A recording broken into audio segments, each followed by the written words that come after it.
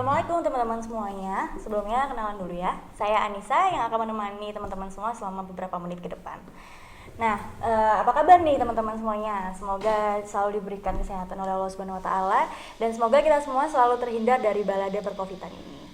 Nah, ngomongin tentang kesehatan nih, pagi ini kita akan membahas tentang satu isu topik kesehatan yang dimana isu ini sangat krusial dan sudah sangat mengglobal. Jadi nggak cuma di Indonesia aja, di negara lain isu kesehatan ini juga menjadi sebuah masalah yang sangat sulit untuk diatasi. Tak lain tak bukan adalah penggunaan nafsa atau narkoba dan zat-zat psikoaktif atau yang biasa orang sebut juga dengan GPZ yaitu gangguan penggunaan zat.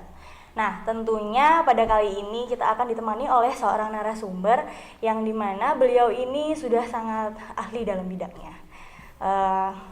Sebelumnya kita perkenalkan dulu Bu Safitri Agustiana. Yes. Bu, selamat pagi. Selamat pagi Anissa, selamat pagi. Saya Safitri Agustiana. Saya konselor adiksi di salah satu lembaga rehabilitasi di Kota Mojokerto. Ya, mungkin pengalamannya baru 6 tahun ya Mbak Anissa ya, soalnya saya mulai dari tahun 2015. Oke, dari tahun 2015.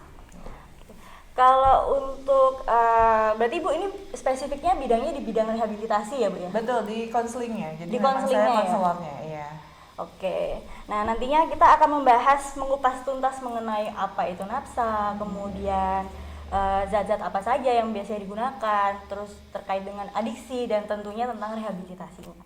Oke. Ya. Sebenarnya untuk nafsa sendiri itu apa sih, Bu?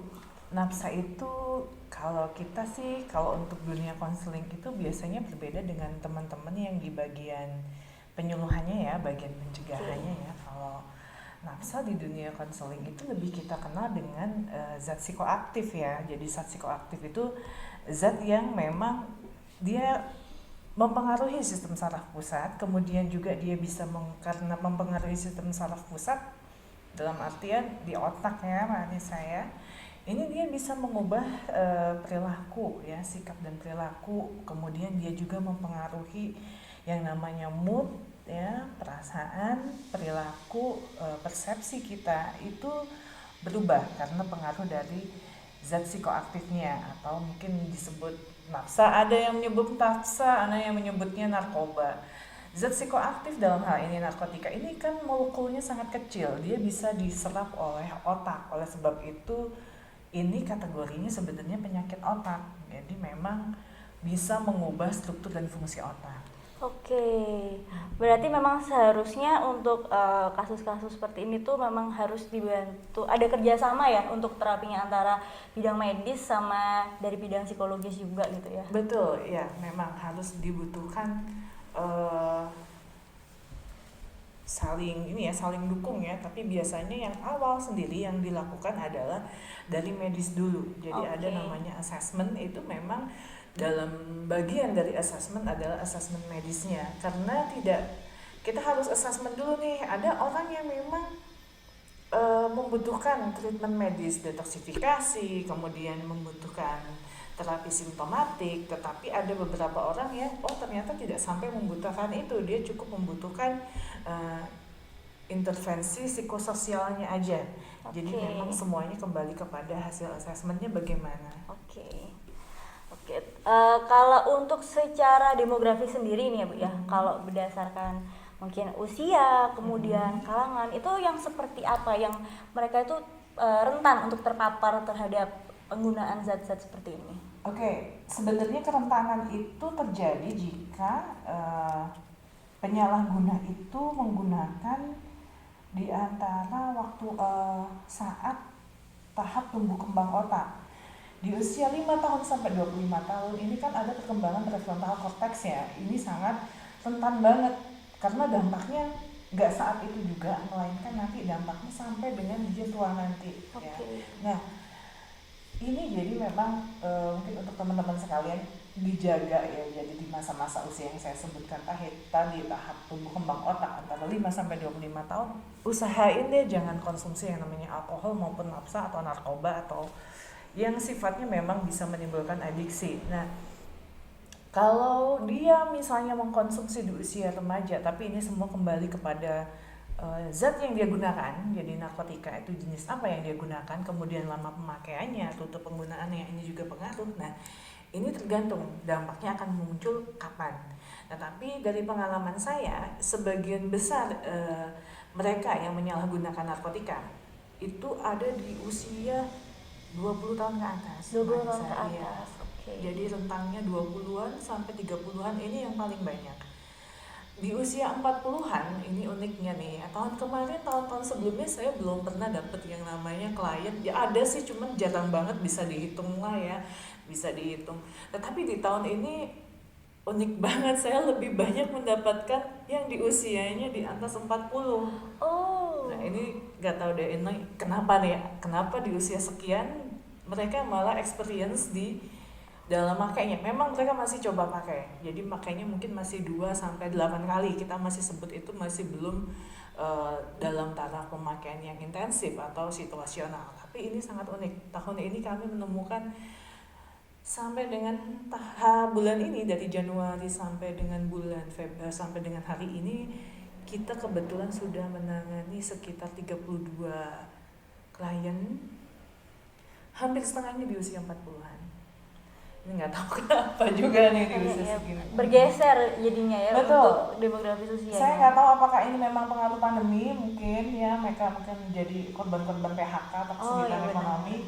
Kita nggak tahu lagi ya, mungkin butuh penelitian yang lebih untuk bisa tahu kenapa malah di usia sekian mereka coba pakai. Oke, kalau untuk usia 20 sampai 30 kan mungkin karena ya untuk emosi mungkin masih lebih labil gitu. Betul. Mungkin ya Bu ya. Kalau pengalaman saya sih 100% ini karena pola asuh sih, Pola asuh ya paling banyak. Jadi pola asuh yang kemudian berinteraksi dengan genetis itu juga mempengaruhi, kemudian juga lingkungan jadi nurtur juga cara pengasuhan, pola asuh, kemudian kemudahan untuk mendapatkan zat itu juga berpengaruh gitu. Oh, okay. Jadi kalau emang kita hidup di lingkungan di mana orang yang biasa pakai dan orang tuh gampang banget, itu akan mempengaruhi juga.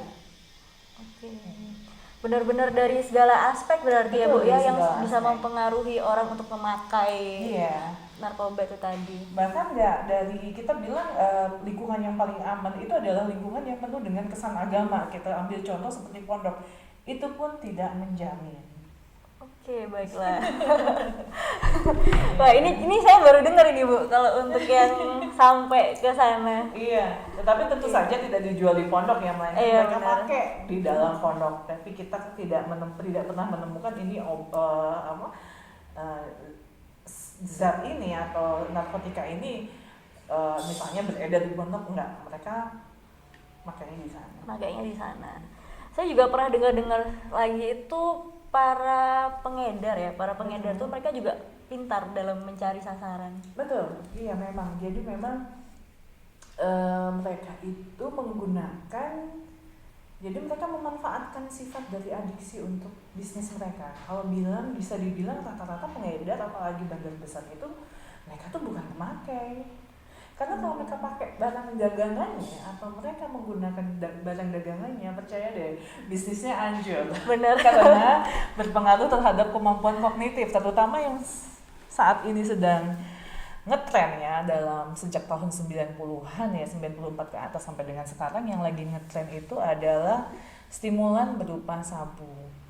Ini kalau dipakai dalam jangka waktu panjang dengan penggunaan intensif, ini bisa menurunkan kemampuan untuk berpikir secara nalar. Oleh sebab itu tidak bisa suatu bisnis bisa berjalan dengan baik kalau mereka nggak bisa bernalar ya. Jadi kita ada beberapa kasus di mana banyak yang sudah bisnisnya merugi karena dia kecanduan. Dan kalau misalnya nih contohnya dia beli barang yang harus dia jual lagi, dia beli barang 10.000 tapi dia jualnya 1.000, itu kan untung atau rugi. Oleh sebab itu para bandar sebenarnya nggak pakai gitu, mereka nggak pakai ya. Jadi memang yang disasar adalah mereka yang sudah mengalami kecanduan. Yang kecanduan ini akan melakukan segala hal. Jadi di ICD-10 itu memang ada beberapa kriteria orang yang kecanduan. Kecanduan itu akan melakukan semua hal, bahkan itu konsekuensinya bisa menimbulkan bahaya ada konsekuensi tinggi, berisiko tinggi, tetapi dia akan melakukan apapun asal saya dapat barangnya. Oke. Jadi mereka akan terlibat juga dalam peredaran gelapnya, entah sebagai kurir, entah sebagai mereka ya, jual ke temennya, karena mereka menginginkan pertukaran dalam bentuk uang atau barangnya. Jadi pasti mereka minta, ya udah deh kalau aku nggak minta uangnya, aku dapat bagian barangnya. Ini memang dimanfaatkan oleh para pengedar. Bener-bener bahaya sekali ya, dari efek dari zat-zat ini tadi. Nah, kalau seperti yang kita tahu nih ya Bu ya, kalau di kalangan masyarakat itu kan mereka taunya ada heroin, sabu, kemudian kayak pil-pil, terus kemudian ganja. Sebenarnya kalau untuk jenis-jenisnya zat-zat yang dapat membuat adiktif ini apa aja sih Bu? Oke, zat-zat yang ada itu kita biasanya kategorikan dalam bentuk efek yang dirasakan. Jadi efek yang dirasakan itu apa aja sih? Jadi ada opiat, itu pereda nyeri, ya. Pereda nyeri itu bisa morfin, ya, kemudian opium, ya, itu juga. Kemudian yang kedua adalah stimulan. Nah, yang sedang ngetren banget tuh stimulan, ya. Stimulan itu Inex, ecstasy, ya. Kemudian sabu, metafetamin, ya. Nah, yang awalnya itu kan sebenarnya ini obat ya, obat untuk ADHD ya sebenarnya, tapi kemudian karena dampak kerugiannya lebih besar juga, ternyata potensi adiksinya tinggi, akhirnya obat ini dihentikan ya, walaupun kemudian saya lihat ada ternyata ada beberapa turunannya ya, tetapi memang efeknya tidak sebesar dari sabu atau amfetamin, metafetamin. Yang ketiga adalah depresan ya, ini lebih kepada obat penenang ya, barbiturat, GH, berohypnol, kemudian benzodiazepam. Biasanya ini juga digunakan juga oleh mereka yang pecandu stimulan. Jadi sebenarnya seorang pecandu itu bisa jadi menggunakan lebih dari satu jenis zat. Di saat dia membutuhkan stimulan, dia pakai. Tetapi kadang orang tuh overwhelming. Jadi seorang pecandu itu kadang overwhelming sama dengan kecemasan dan kegelisahannya ya. Jadi memang kalau secara psikis itu sabu itu bisa meningkatkan kewaspadaan yang berlebihan sampai akhirnya timbul kecemasan, gelisah.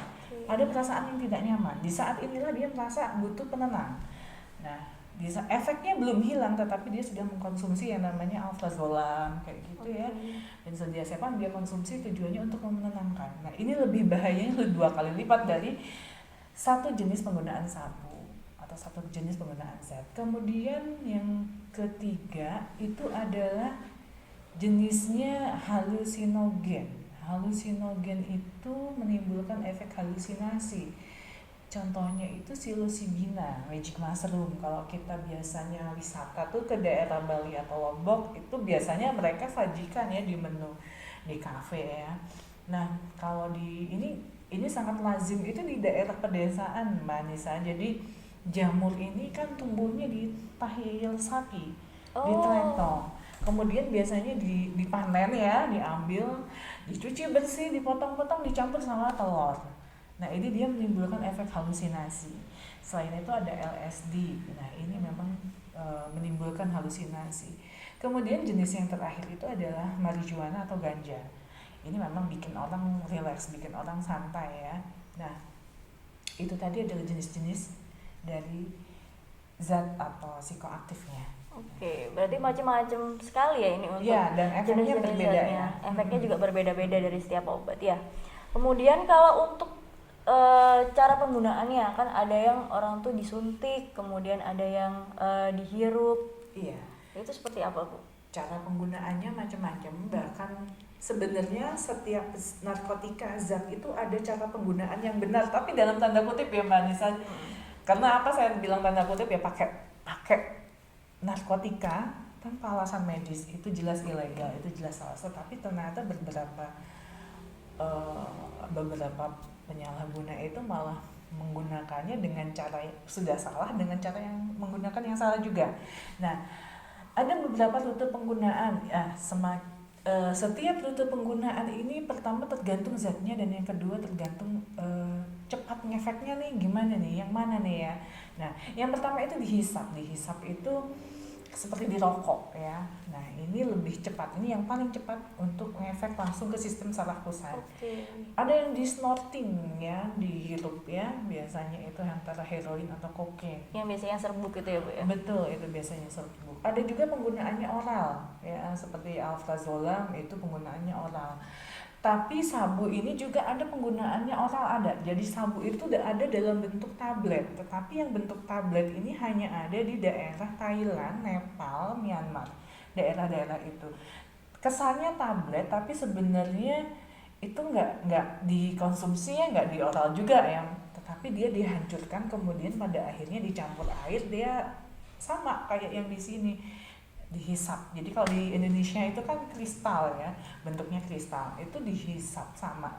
Kemudian ada juga yang melalui di bawah lidah, itu LSD, disuntikan melalui intravena ya, itu contohnya putau, heroin. Nah yang uniknya ini saat ini kan sebenarnya udah minim banget ya pecandu heroin putau. Kalau putau itu mungkin kalau di generasi teman-teman semua belum tahu ya, putau ya, belum tahu ya. Oke. Kalau ingat slang itu mereka pengguna putau, mereka dulunya pecandu putau. Jadi putau itu emang disuntikan. Nah saat ini putaunya udah nggak ada, barangnya nggak ada. Sebagian besar pecandu putau, beberapa ada yang pulih, beberapa ada yang masih tergantung pada substitusinya, yaitu metadon atau subutex subuxone ya. Tetapi memang ini adanya hanya di vaskes-vaskes tertentu ya, memang harus disiapkan ya, karena tidak mudah untuk bisa berhenti dari putau, itu memang sangat menyakitkan. Nah karena kesulitan mendapatkan barangnya memang udah nggak ada, akhirnya yang mereka cari cara lain nih, pecandu putau ini, mereka pakai sabu.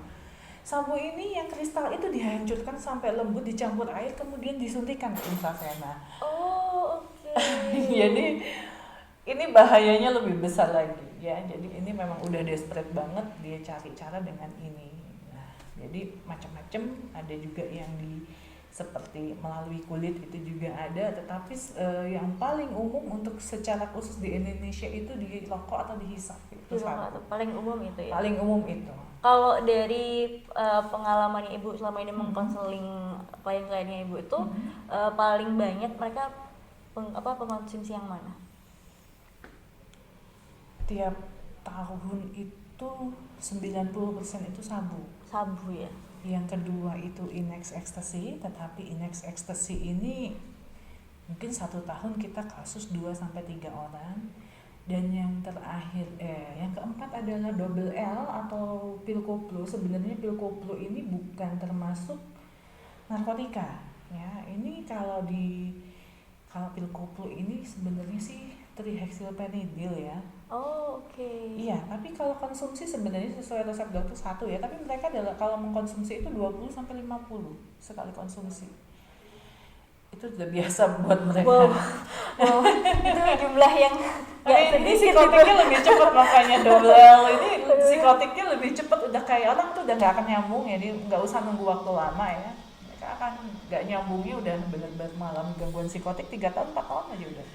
Jadi sekali konsumsi 20. Yang terakhir saya dapat klien itu sehari itu 50 butir yang dikonsumsi. Nah yang terakhir yang paling minim itu adalah ganja. Itu kami cuma dapat, selama saya 6 tahun itu saya cuma dapat 2 orang yang kecanduan ganja. 2 orang. Okay.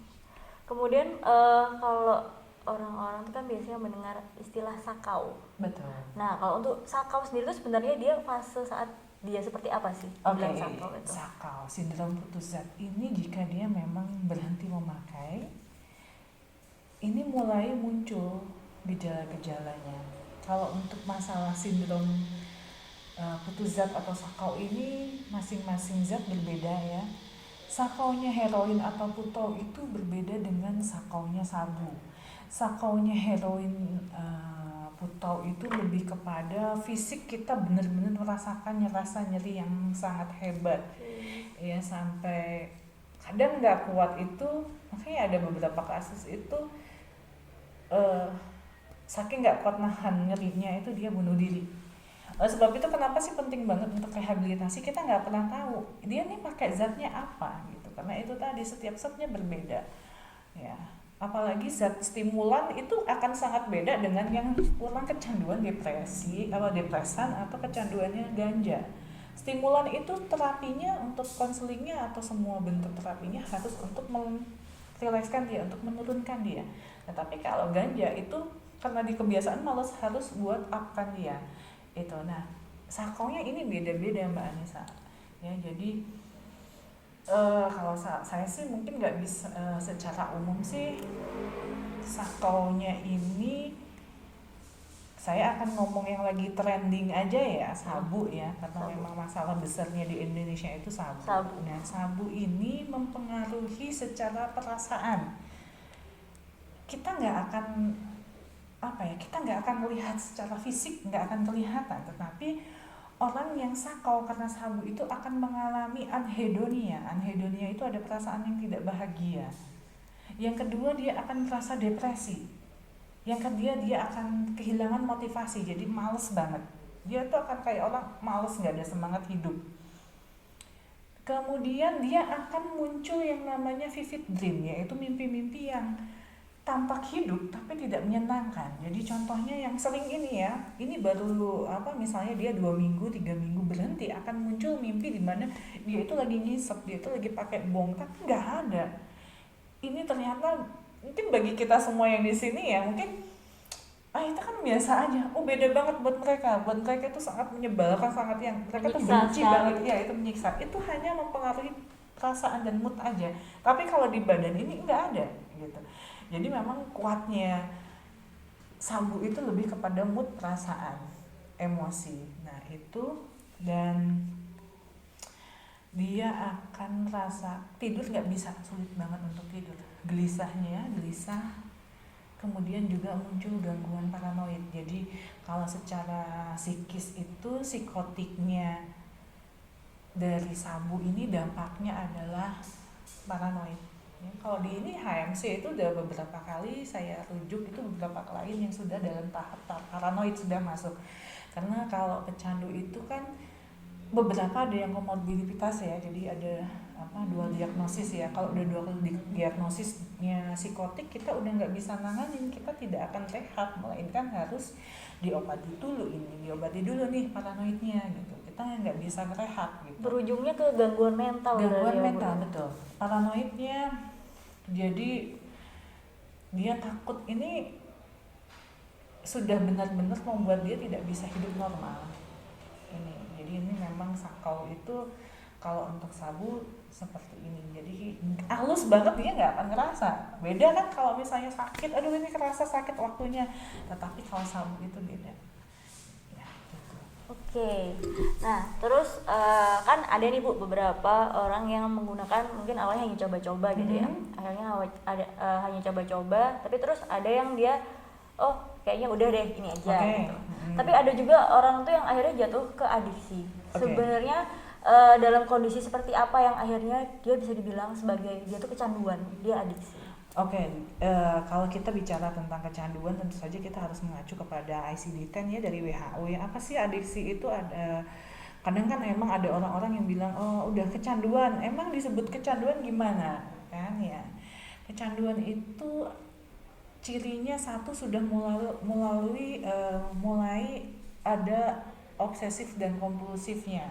Obsesifnya adalah dia sangat menginginkan obat itu, dia sangat menginginkan zat itu, kayak orang ngidam. Kompulsifnya dia akan melakukan segala cara untuk bisa memperoleh obat itu atau zat itu. Makanya 80% kasus kriminalitas di lapas itu adalah akibat dari penyalahgunaan narkotika. Jadi bukan memang dia murni mencuri karena butuh uang, bukan. Butuh uang maksudnya untuk hidup, bukan. Melainkan saya pengen banget pakai sabu, saya nggak punya duit. Semua barang udah saya jual. Lihatlah motor tetangga, lihatlah di situ ada apa. Nah itu, jadi dia tidak mempedulikan konsekuensi hukum yang bisa kena ke dia, atau dia bersedia terlibat dalam peredaran gelap narkotika, padahal jelas hukumannya sangat berat. Tapi dia tetap aja ya itu. Kadang saya assessment itu kan tidak hanya kepada klien, melainkan assessment terhadap keluarganya. Simpel aja, kalau keluarga bilang sudah kecanduan, akan saya balik nanya, sudah habis apa di rumah? Apakah sudah gadaikan? Apakah sudah habis-habisan? Itu adalah salah satu cirinya. Kemudian ada perubahan sikap dan perilaku ya, jadi bisa mudah emosi, mudah tersinggung, kembali lagi zatnya yang dipakai apa. Kalau pengalaman saya untuk sabu itu mengubah orang jadi lebih emosi, lebih tersinggung, lebih sensitif banget dan agresif ya, mudah sekali melakukan kekerasan. Itu beberapa sih dari adiksi itu penilaian kita ya. Kemudian kalau bangun tidur itu ingat apa? Orang dengan tingkat kecanduan yang tinggi, begitu bangun tidur yang dicari adalah zatnya. Sudah tidak, dia akan mengabaikan semua aktivitas yang harusnya dia lakukan. Jadi 24 jam itu maunya ya udah make. Itu adalah ciri dari orang yang sudah kecanduan. Berarti benar-benar dilihatnya tuh dari segi kemampuan dia komunikasi, kemudian kemampuan sosialnya, dan Betul. juga activity daily livingnya sudah terganggu Iya. atau tidak gitu ya Bu. Betul. Kalau sejauh ini dari orang-orang yang adiksi itu kan ada beberapa tuh stigmanya masyarakat tuh pecandu narkoba akhirnya kan dijauhi dari masyarakat, dikucilkan dari masyarakat. Padahal sebenarnya kan seperti yang kita ketahui peran orang-orang sekitar tuh juga penting gitu loh untuk membantu kesembuhan dari orang-orang yang adiksi ini tadi. Nah, kalau dari klien-klien yang pernah Ibu konseling itu yang sudah adiksi ini biasanya kemampuan komunikasi sosialnya ke keluarganya itu seperti apa? Otomatis terganggu ya Mbak Nisa ya, karena memang ada perubahan persepsi itu ada distorsi terhadap persepsinya dia. Di saat keluarga berusaha untuk ngajak dia rehabilitasi, maka dia akan merasa keluarga saya ini jahat banget sih, saya ini nggak kenapa-napa, ngapain saya dibawa ke rehabilitasi? Apalagi tempat rehabilitasi itu kesannya seperti nggak ada ubahnya kayak penjara, nggak ada ubahnya kayak, kalau udah kita ngomong tentang rehabilitasi maka kita akan bicara ini pasti kena hukumnya nih, artinya ini tuh pasti anak nakal, ini tuh pasti sampah masyarakat. Padahal rehabilitasi itu tidak ada bedanya sama kita datang ke dokter, kan penyakit otak ya, jadi memang ini bukan masalah moralitas, bukan gangguan kepribadian. Nah, ini biasanya yang kita edukasi ya. Jadi memang kita edukasinya lebih kepada keluarga.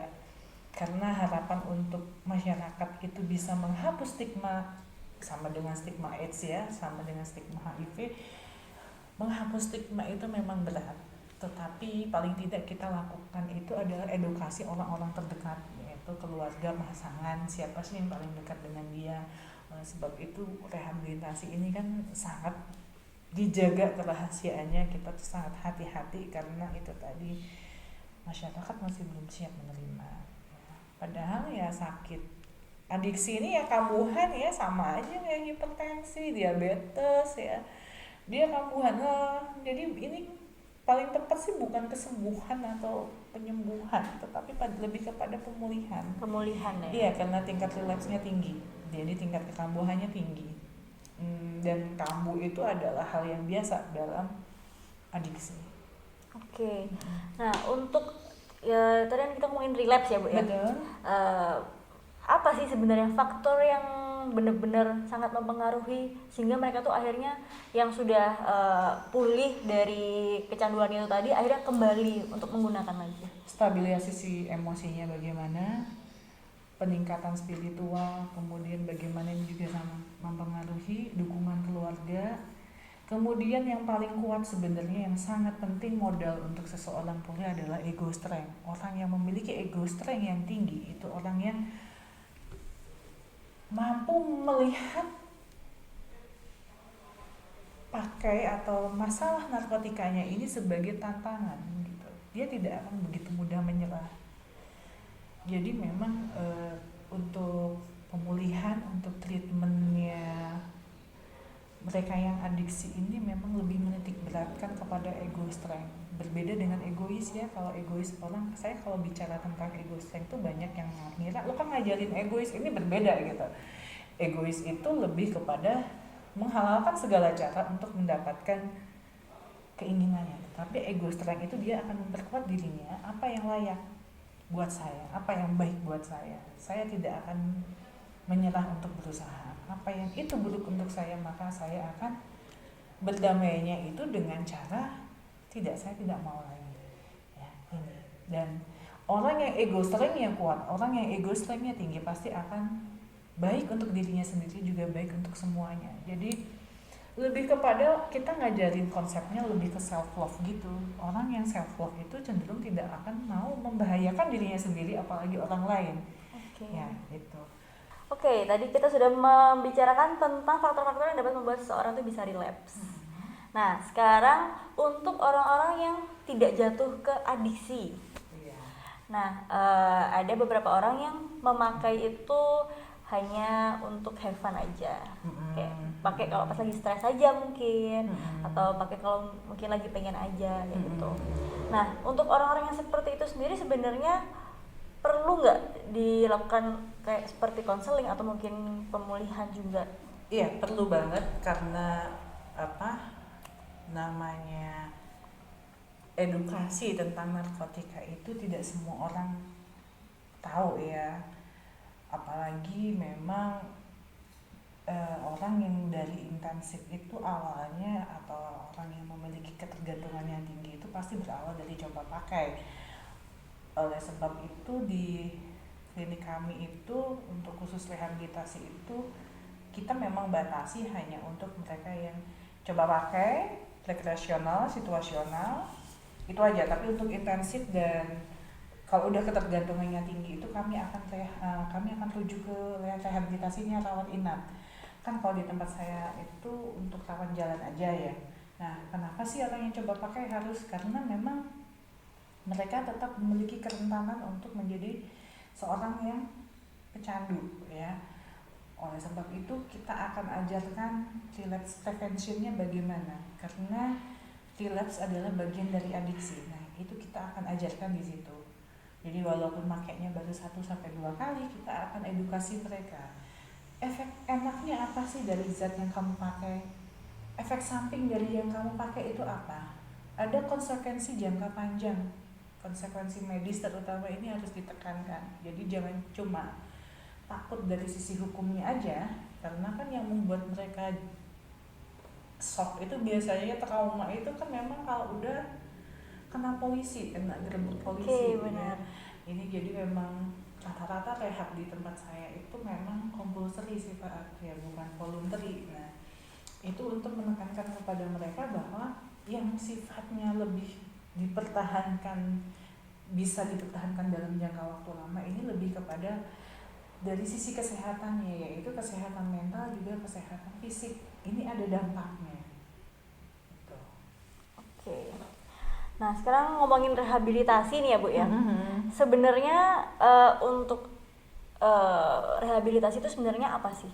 Oke, rehabilitasi itu pemulihan ya. Jadi tadi saya bilangnya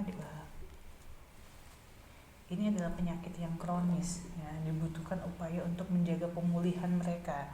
Mereka bisa pulih seumur hidup mereka. Karena struktur dan fungsi otak yang terganggu itu salah satunya adalah keinginan pakai yang tidak akan pernah bisa hilang. Yang paling berat, jadi semua orang ya, maksudnya semua pecandu itu nggak ada yang mau jadi orang yang edik ya. Mereka semuanya ingin berhenti. Saya nggak mau. Saya tuh udah niat.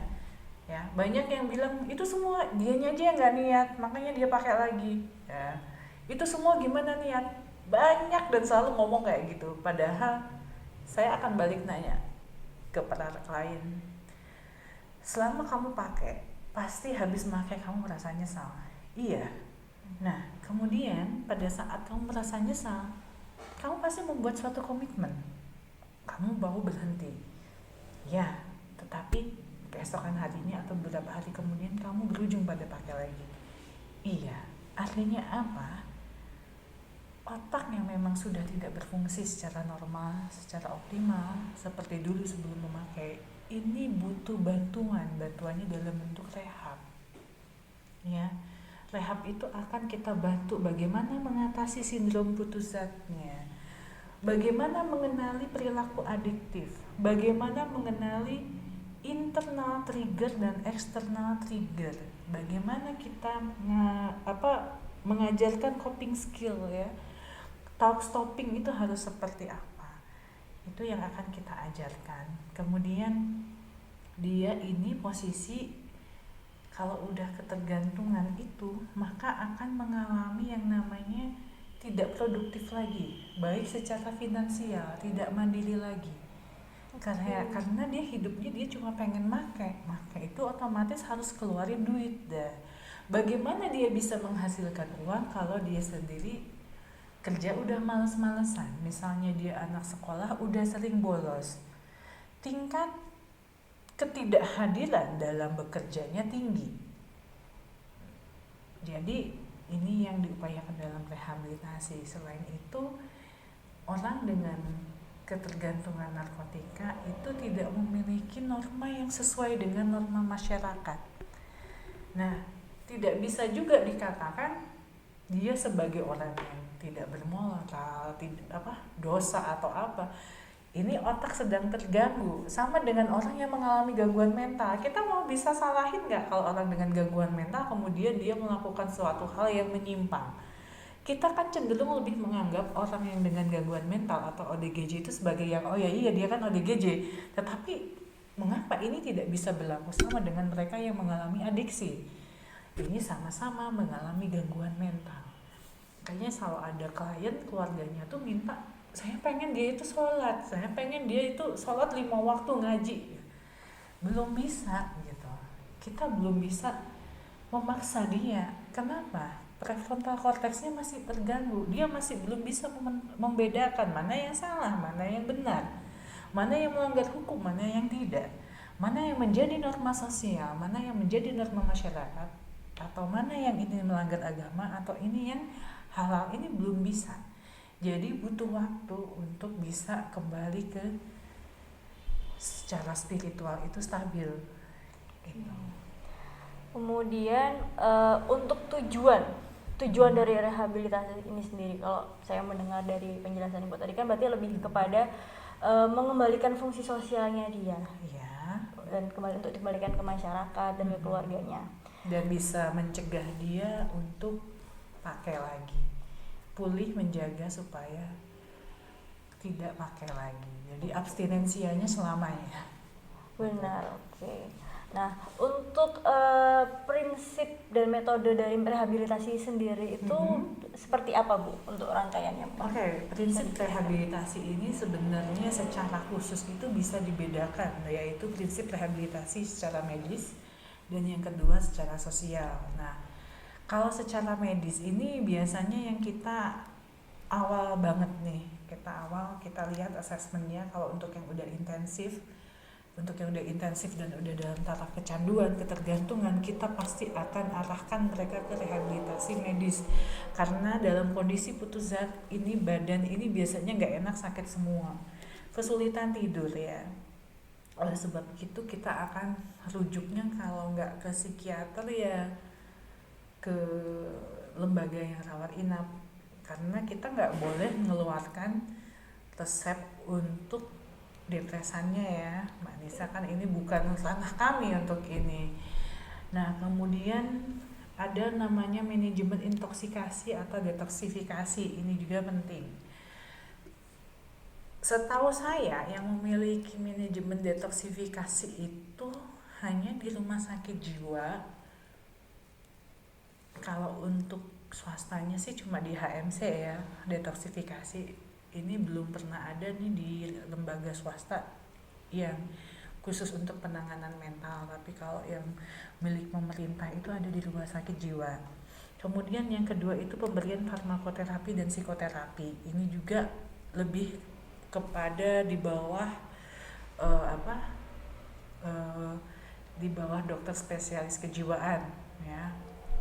Itu tadi kembali kita kalau ngeresepin sudah bukan wewenang kita gitu, kita nggak tahu nih ya, tapi kita hanya sifatnya merujuk. Yang ketiga itu penanganan penyakit penyerta. Jadi penyakit penyerta ini juga biasanya ada pada klien yang memiliki ketergantungan, bisa HIV, yang sering itu hepatitis.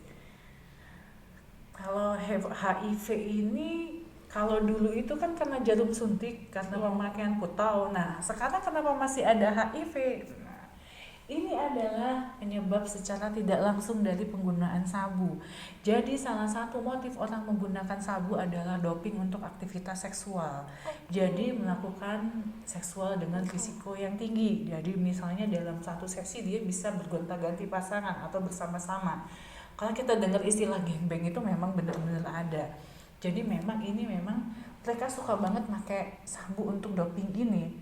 Nah, karena ada risiko yang tinggi dalam aktivitas seksualnya, maka kemungkinan untuk tertular HIV-nya tinggi. Kita sudah pernah dari 2019, 2021 ada 5 yang sudah positif HIV. Kemudian yang kedua itu selain HIV adalah hepatitis. Hepatitis ini juga menjadi penyerta ya, kalau TBC belum pernah. Itu yang kedua itu penyakit hepatitis. Jadi ditangani dulu ini sakitnya sambil berjalan rehabilitasinya.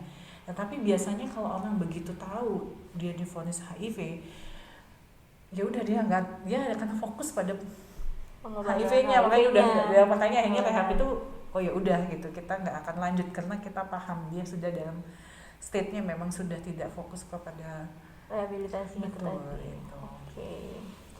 Oke. Itu tadi. Terus ada juga evaluasi dan treatment secara psikologis ya, terutama yang sudah mengalami gangguan kesehatan mental seperti paranoid. Biasanya yang menimpa itu untuk pecandu sabu itu tadi paranoid, anxiety, kemudian juga depresi.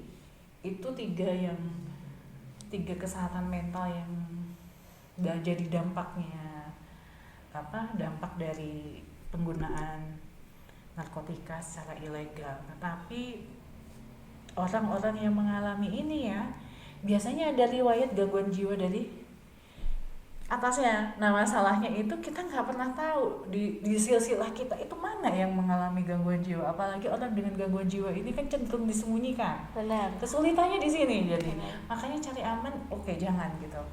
Ya, jangan. Itu kita nggak. Nah, juga untuk ini dia gangguan jiwanya ini karena memang penyalahgunaan narkotikanya atau memang sebelumnya sudah ada riwayat yang kemudian karena dia menggunakan akan semakin memperparah gangguan jiwanya. Jadi ini untuk hal-hal yang sifatnya seperti ini memang kita tidak bisa menangani ya. Oleh sebab itu kita biasanya kerjasama dengan dokter spesialis kejiwaan. Kalau memang itu bisa rawat jalan, bisa. Kalau rawat inap juga kita akan rujuk. Kalau rehabilitasi itu tadi prinsip dari rehabilitasi medis, kemudian ada juga prinsip rehabilitasi sosial. Biasanya kalau sudah selesai medis kita akan lanjutkan ke sosial. Jadi ini berkelanjutan, jangan terpotong satu-satu gitu ya. Jadi itu jangan deh, karena memang butuh waktu, butuh ketelatenan, tetapi hasil yang optimal bisa didapatkan kalau kita memang berkelanjutan. Nah, kalau untuk yang rehabilitasi sosialnya itu lebih kepada pengembangan psikologis dan emosional. Jadi stabilisasi emosi dan secara psikologis. Ini yang tadi saya jelaskan tentang peningkatan ego strength.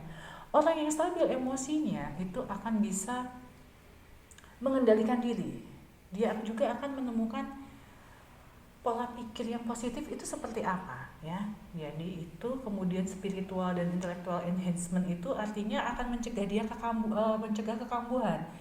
Dia secara spiritual dia akan semakin paham ini apa sih yang saya lakukan untuk hidup saya ini, apakah ini akan menjadi bermakna atau tidak kalau saya tetap menggunakan. Kemudian kalau untuk dari sisi intelektualnya ini barang berbahaya untuk tubuh saya, mempengaruhi pola pikir saya. Kalau sudah mempengaruhi pola pikir saya, maka sikap dan perilaku saya akan terganggu. Ini jika orang yang memiliki intellectual enhancement yang baik, dia tidak akan kambuh lagi. Kemudian behavior shaping itu artinya dia akan melakukan suatu penyesuaian. Kalau dulu dia tidak bisa menyesuaikan dengan norma-norma yang berlaku, di saat dia sudah pulih, maka dia akan bisa, oh ya, saya seharusnya bersikap seperti ini. Inilah yang memang bisa diterima oleh diri saya maupun masyarakat. Karena orang yang terpengaruh oleh narkotika itu mengalami distorsi persepsi itu tadi, Mbak Anissa. Hal yang kita pikir itu tidak wajar, bagi dia wajar. Sama dengan kebaliknya, bagi dia misalnya nih, saya bolos itu kan nggak masalah, emang saya yang rugi kan saya bukan kamu gitu. Misalnya dia memiliki keluarga, loh dia lupa bahwa keluarga ini misalnya dia sebagai pencari nafkah, loh ini kan kita kan nggak bisa hidup kalau kamu nggak kerja, duit dari mana? Nah ini disebut dengan distorsi persepsi ya itu. Dan yang terakhir adalah family involvement, jadi keterlibatan dalam keluarga itu sangat penting, jadi mendukung pemulihan.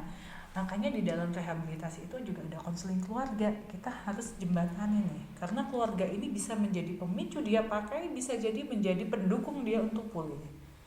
Itu tadi adalah prinsip-prinsip dari rehabilitasi. Oke, berarti selain yang di rehabilitasi dan konseling itu si penggunanya ini, orang keluarga atau mungkin orang-orang terdekatnya juga Betul. ikut di konseling ya? Iya, pasangan. Jadi memang kita oleh sebab itu disebut rehabilitasi itu kan disebut juga individual treatment plan ya. Jadi setiap individu itu treatmentnya berbeda, karena kita ngelihat dulu apa ya yang menjadi pemicunya dia. Kalau keluarga kadang tidak bisa kita andalkan, keluarga sangat tidak peduli, dia maunya bayar-bayar tapi dia tidak mau terlibat. Ini otomatis harus kita perkuat lagi ego strength-nya dia. Support system itu harus kita tekankan. Support systemnya adalah dirimu sendiri, bukan orang lain. Ya, gitu. Oke.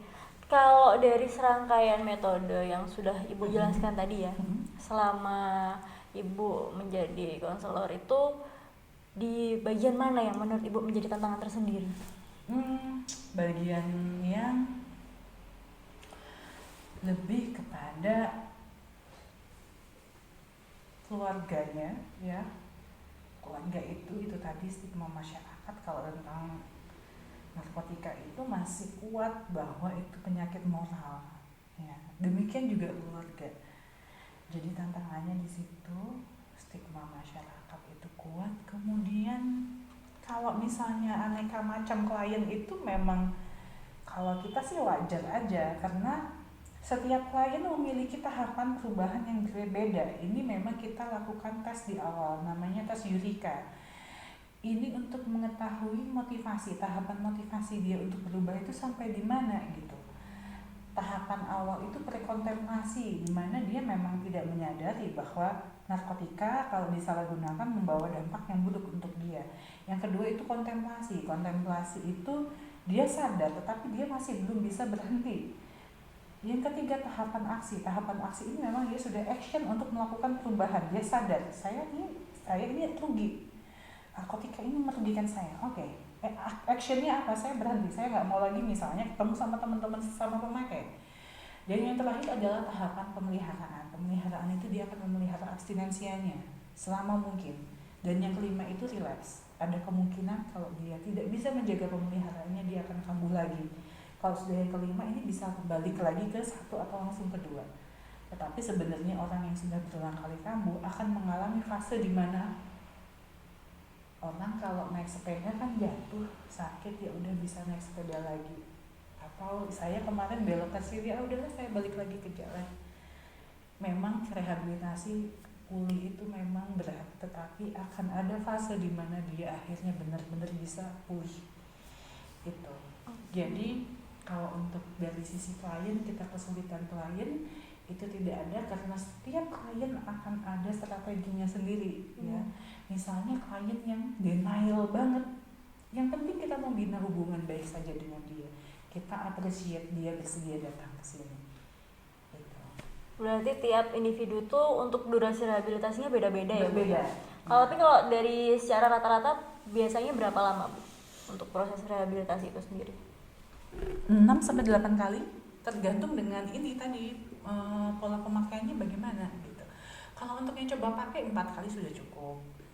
Kalau yang intensif inilah yang biasanya 8 kali, itu pun eh, dibutuhkan therapeutic community sebenarnya sudah tidak bisa lagi untuk rawat jalan, outpatient itu sudah tidak bisa lagi gitu.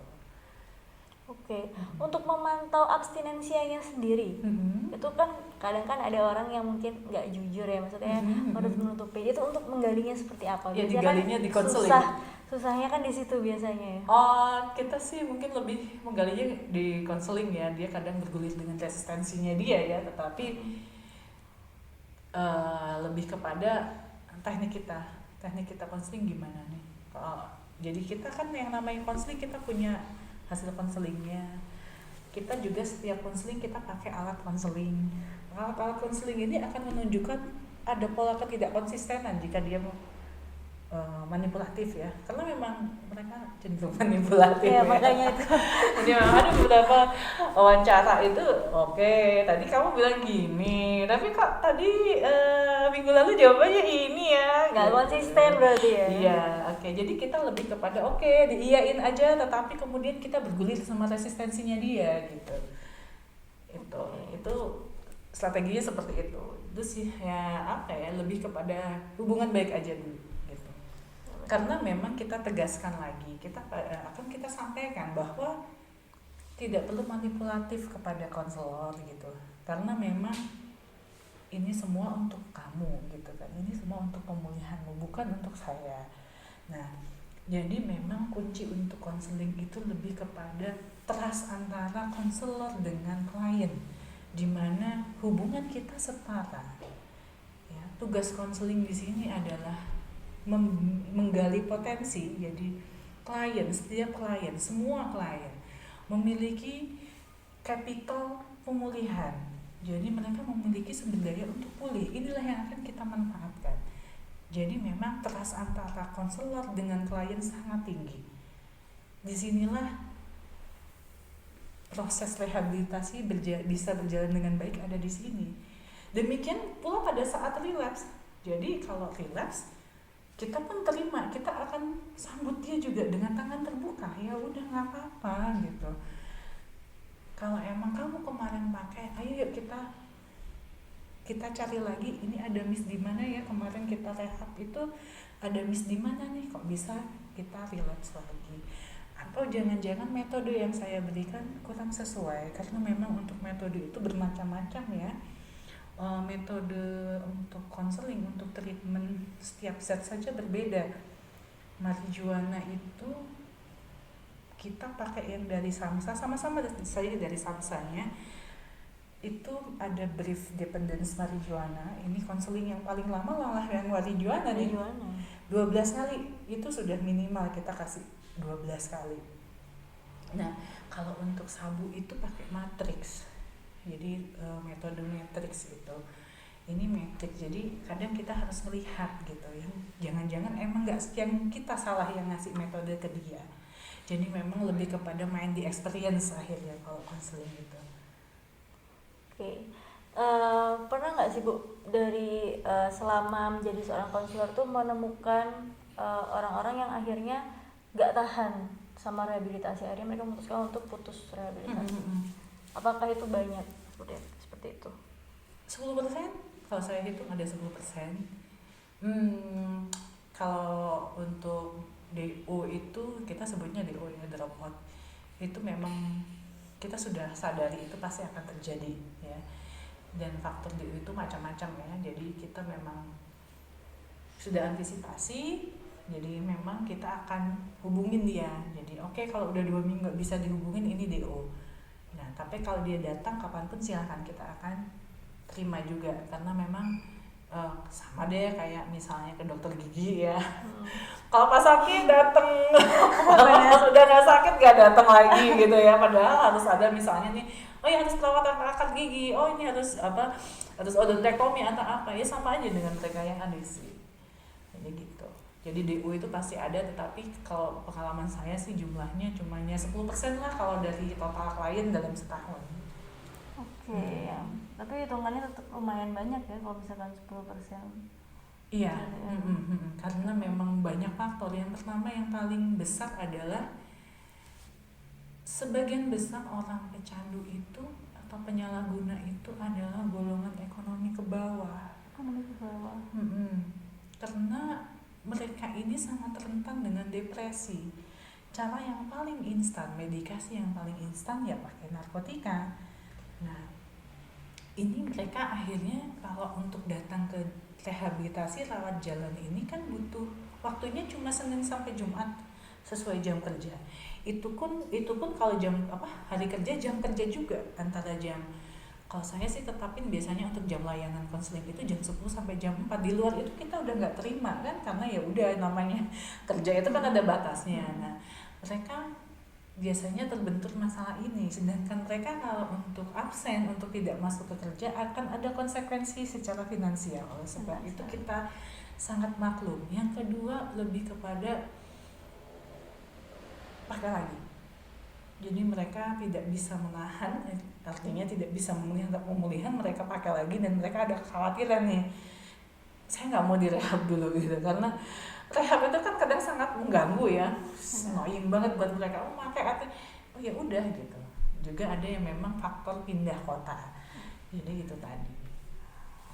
Kalau dari saya sendiri, saya pernah sih Bu, maksudnya menemui kasus-kasus yang orang sudah rehabilitasi, terus akhirnya dia putus rehabilitasi karena dia nggak kuat sama efek putus obatnya itu kan. Terus kemudian dia sudah sampai yang diberikan obat penenang, tapi in the end dia memanfaatkan obat penenang itu tadi sebagai gantinya gitu.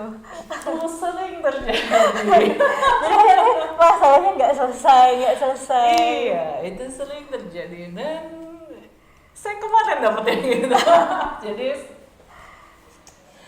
enggak ya, saya selalu bilang ini dijaga, makanya ini tantangan untuk konselor itu, terutama yang tipe stimulan, di saat mengalami kegelisahan yang luar biasa, dia tidak bisa tidur, kemudian paranoid dan sebagainya, makanya kita selalu ide yuk ke psikiater. Tapi kadang mereka kesulitan ya untuk ke psikiater, itu butuh biaya. Benar. Nah itu makanya kita selalu kerjasama, ayo punya BPJS gitu kan, ayo ke puskesmas supaya ada rujukan ke vaskes yang menyediakan psikiater. Alternatif kedua, kita akan cari cara supaya dia bisa tidur, tetapi dengan tingkat bahaya yang lebih rendah. Tidak jarang yang bisa bikin tidur apa? Alkohol. Oke, silahkan. Tetapi ada edukasi juga pada konsumsi alkohol. Alkohol akan ditentukan berapa dosis yang boleh kamu minum. Dosis akan berbeda dengan kandungan alkoholnya. Alkohol yang dikonsumsi adalah alkohol yang ada izinnya. Kalau kita ngomong sih harus ada mereknya loh ya, jangan yang sembarangan. Jadi itu minimal sudah itu. Kemudian makanya kita harus evaluasi lagi, ada apa nih di proses konseling ini. Ternyata alternatif kegiatan yang dia lakukan itu adalah alternatif kegiatan yang dipaksakan, tidak menyenangkan dia, ya. Jadi jangan disuruh kita ngasih kegiatan tapi dia sendiri nggak suka. Jadi memang apa yang kamu jadi minat kamu, apa yang menjadi hobi kamu, ya itu. Tapi harus dia sukai, karena ini tadi malah jatuhnya kecanduannya alprazolam. Sedangkan alprazolam itu kan seharusnya resep dokter. Benar. Ini tapi di pasar bebas, gila banyak banget ya, dengan harga yang sekian bisa dapat macam-macam gini. Ini dan banyak juga yang datang ke praktekan, mereka udah kayak sudah pinter nih, udah aku harus ngomong gini manipulatif ya, benar-benar manipulatif. Jadi dari dokter sendiri juga harus benar-benar bisa melihat orang ini motivasinya apa. Datang tuh tiba-tiba, sekarang banyak banget datang tuh, dok saya mau minta alprazolam gitu. Udah bisa menyebut namanya alprazolam, mintanya berapa kayak gitu. Bener-bener lingkaran setan ya nafsa ini. Iya itu tadi sudah dalam kondisi ketergantungan, makanya ada yang trikinya di situ. Benar. Terus untuk indikator keberhasilan dari pemulihan sendiri itu seperti apa, Bu? Indikator keberhasilan itu pertama dari hilangnya gejala putus zatnya atau sakalnya ya, jadi di mana dia memang sudah bisa menerima nih, kembali lagi nih dalam posisi tubuh itu normal, pola pikir normal ya, itu udah bisa disebut sebagai berhasil pulih. Kemudian yang kedua itu dia bisa mempertahankan abstinensianya, jadi dia abstinen selama-lamanya, kalau bisa selama mungkin, kalau bisa selama-lamanya ya. Terus fisiknya stabil, kejiwaannya juga stabil, dia mampu mengendalikan diri. Jadi klien itu memang harus diajarin nih, triggermu apa. Trigger itu kalau tidak dikenali, nanti dia bingung, kalau muncul ini dia tidak bisa ngatasin nih. Dia nggak akan talk stopping, habis itu mau apa ya, talk stoppingnya bagaimana nih, kalau nggak ketahuan triggernya. Nah, orang kalau memang sudah stabil emosinya, jiwanya udah stabil, dia akan paham. Ini dia akan mengenali, ini adalah ciri-ciri saya udah mulai mau pakai lagi. Itu. Kemudian yang ketiga itu dia sadar ya, artinya common sense-nya bagus bahwa make itu ada dampaknya tidak baik untuk saya. Gitu. Jadi memang kemampuan berpikir nalarnya sudah bagus ya. Tapi ini balik lagi ya, klien itu memiliki kemampuan bernalar yang berbeda ya. Untuk mereka yang memiliki kemampuan kognitif yang rendah ini, maka kita akan membuat beberapa indikator yang itu mudah dia terima, sifatnya sangat sederhana. Oleh sebab itu untuk metode CBT, Cognitive Behavioral Therapy, itu dalam konseling itu tidak bisa untuk mereka hanya bisa pakai motivational interviewing aja. Itu adalah indikator dari seseorang dikatakan pulih. Kemudian juga produktif ya, jadi produktif itu dia mampu secara mandiri. Dia kadang awal itu memang yang penting produktif dulu aja, kamu beraktivitas dulu, jadi jangan kepada langsung mengacu saya dapat duit berapa, karena itu bertahap. Jadi mereka bisa produktif, mandiri, itu akan bertahap akan menjadi orang yang produktif secara finansial lagi. Kemudian juga dia bisa beradaptasi, dia bisa bersama lagi dengan keluarga, dengan masyarakat, dia bisa menyesuaikan diri. Kemudian ada perubahan pola pikir ya, jadi memang ada perubahan pola pikir, itu dia lebih kepada prososial. Hal-hal yang sifatnya memang itu penyakit sosial dia tidak akan mau gitu, dia akan bilang no, enggak. Itu adalah salah satu indikatornya. Dan yang terakhir ini yang sering saya tekankan dalam setiap konseling adalah peningkatan ego strength. Jadi memang dia yakin bahwa berhenti ini adalah yang terbaik, dan saya tahu tantangan ke depan suatu perjuangan yang berat untuk bisa memelihara dari kekambuhan. Itu adalah indikator dari seseorang dikatakan pulih. Oke. Tadi kan dikatakan ya Bu ya, harus bisa mengenali triggernya apa, ya kan? Nah, kalau misalkan dia sudah tidak memakai, dia sudah abstinensia, kemudian dia bisa mengenali nih triggernya dia, oh sepertinya aku habis ini akan memakai lagi.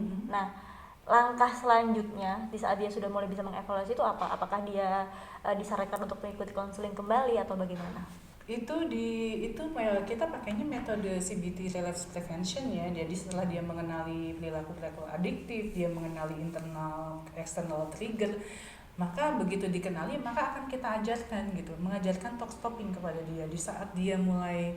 Jadi alurnya tuh gini, muncul trigger entah itu internal eksternal. Dari trigger itu akan muncul yang namanya craving. Dia mulai trigger muncul, maka dia akan kepikiran nih ya, ada pikir, maka sebelum ke craving ini kita akan hambat dengan yang namanya talk stopping. Nah, ini ada keterampilannya, kita ajarkan skillnya gimana nih, apa yang harus kamu lakukan pada saat kamu menuju craving ini. Kamu harus tahu nih supaya kamu nggak craving itu kan akan bisa berakhir kepada pemakaian kembali, atau craving ini cukup di craving tetapi kamu nggak pakai. Nah, ini akan diajarkan keterampilannya di sini. Nah, ini banyak sekali caranya, banyak sekali metodenya, dan ini akan dikembalikan kepada sumber daya yang dia miliki apa, potensi, minat, bakat yang dia miliki apa, coping skillnya ini yang kita ajarkan. Coping skillmu harus kamu apain nih pada saat kamu mengalami ini. Kalau dulu coping skillnya langsung pakai, kalau sekarang bagaimana? Oke. Yang terakhir nih ya Bu ya, mungkin Bu Fitri ada pesan dan harapan mungkin untuk kalangan-kalangan yang rentan untuk terpapar dengan penggunaan zat ini, terus kemudian para pengguna yang sudah bisa lepas dari adiksinya dia, atau mungkin para dari masyarakat sendiri untuk stigmanya terhadap para pengguna zat ini seperti apa gitu. Mungkin ada pesan dan harapan yang ingin disampaikan. Oke, kalau pertama sih kalau untuk masyarakat mungkin lebih edukasi ya terhadap adiksi itu memang suatu penyakit ya, bukan tentang moralitas atau gangguan kepribadian. Jadi supaya mereka juga tidak akan malu pada saat berobat, tidak takut saat mereka mau datang ke tempat lembaga rehabilitasi. Teman-teman yang rentan, maka yang dibutuhkan adalah support sistemnya. Selain mereka juga ada dari pemerintah.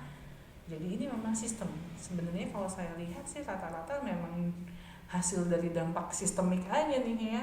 Mereka-mereka yang memakai lebih besar adalah orang-orang yang marginal ya, jadi itu. Artinya negara memang memiliki tanggung jawab di sini sebagai penyebab. Kalau tadi saya bilang kenapa di usia 40-an mulai pakai, ini sebenarnya sebagai dampak pandemi akibat PHK ya. Tidak akan seperti ini kalau memang negara bertanggung jawab di masa pandemi ini memberikan stimulus ya kepada mereka ya. Itu terus dari sisi mereka yang rentan pun ketangguhan mental saya paham memang berbeda, tetapi ayo memang kita harus latih diri kita lebih tangguh, resilience.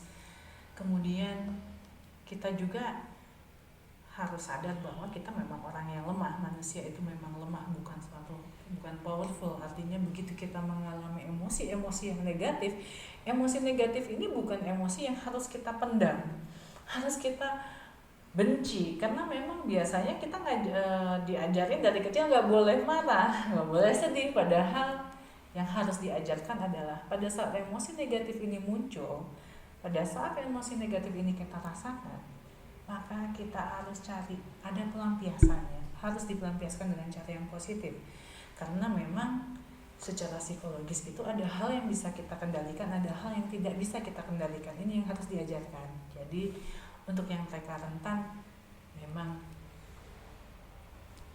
ya ayo dibentuk lagi skillnya nih ya, life skillnya gimana itu aja Anissa. Saya pikir kalau untuk kesan harapan saya sih ini, kalau memang ini bisa sih insya Allah lah reda untuk tingkat korban penyalahgunaannya, entah itu yang sudah baru pakai atau gimana, atau juga yang sudah kecanduan, ini bisa kita tekan. Oh ya, yang terakhir juga jangan malu untuk rehab ya. Jadi rehabilitasi ini sangat membantu. Banyak yang berpikir rehabilitasi itu mahal, terutama yang rawat inap ya. Ini memang tantangan banget, makanya saya harapkan semoga aja pemerintah lebih aware, karena banyak kasus di mana saya sebenarnya harusnya ngerujuk ke rawat inap, tetapi karena nggak mampu akhirnya nggak bisa ke sana. Sedangkan rawat jalan nggak bisa untuk mereka yang sudah penggunaannya intensif. Dan rehabilitasi ini di beberapa lembaga rehabilitasi ini tidak dipungut biaya bagi mereka yang tidak mampu ya. Tapi kalau mereka yang mampu, ayo deh kita mau invest. Jadi jangan menganggap biaya untuk rehabilitasi ini besar gitu, karena memang operasional itu tinggi. Kemudian juga metode untuk rehabilitasi ini didapatkan dari latihan, dari pembelajaran, artinya SDM-nya memang kompeten. Jadi jangan eman kalau soal uang gitu. Itu aja. Jadi memang lebih rehabilitasi jangan direhab sendiri, karena memang kita nggak tahu dia pakai apa, malah yang dikhawatirkan akan muncul masalah baru. Itu aja. Berarti memang harus diserahkan ke yang ahli. Iya, jadi memang yang kepada yang kompeten ini memang lebih baik lagi.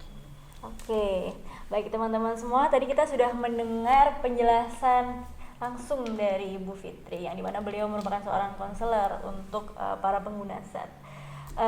Untuk teman-teman semua, jadi bisa diharapkan kalau misalkan mungkin ada orang di sekitaran kita yang menggunakan zat. Ayo kita rangkul bersama-sama, kita motivasi bersama-sama untuk melakukan rehabilitasi. Dan buat teman-teman semua juga kalau ada masalah, kalau bisa untuk pelampiasannya mungkin bisa dilampiaskan ke kegiatan-kegiatan yang lain yang lebih bermanfaat daripada menggunakan zat-zat. Jadi benar-benar harus say no to drug.